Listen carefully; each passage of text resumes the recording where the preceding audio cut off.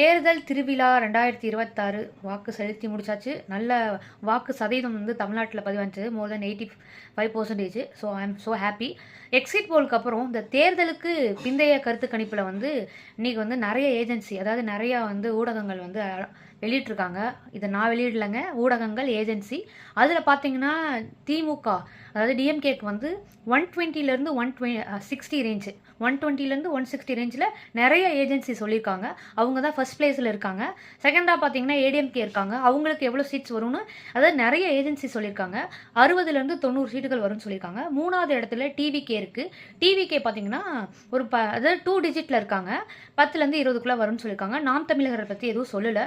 ஆனால் காரைக்குடியிலேயாவது அண்ணன் சீமான் அவர்கள் ஜெயிப்பாங்கங்கிறது எனக்கு ஒரு உத்தியோக கணிப்பு. கண்டிப்பாக அவர் நிற்கிற தொகுதியில் ஜெயிப்பார்னு. ஆனால் என்னன்னா, இந்த ரிசல்ட் எல்லாமே நிறைய பேர் சொல்லியிருப்பாங்கள்ல, அதில் ஒரு ஆவரேஜாக நான் சொல்லியிருக்கேன். இதுதான் வரும்னு சொல்லியிருக்காங்க. DMK first, ADMK second, third வந்து டிவிகேன்னு. ஸோ பார்க்கலாம், இன்னும் ஒரு 2-3 நாள் தான் இருக்குது. May 4க்காக வெயிட்டிங்கு. நிறைய பேர் அதுக்கு முன்னாடி வந்து அட்வைஸ்லாம் பண்ண ஆரம்பிச்சிட்டாங்க. என்ன ரிசல்ட் வந்தாலும் எல்லோரும் நல்ல ஒரு மனநிலையில் ஏற்றுக்கிற பக்குவத்தோடு இருங்கன்னு சொல்லி நிறைய கமெண்ட் வந்து சோசியல் மீடியாவில் போஸ்டிங் வந்துட்டுருக்கு.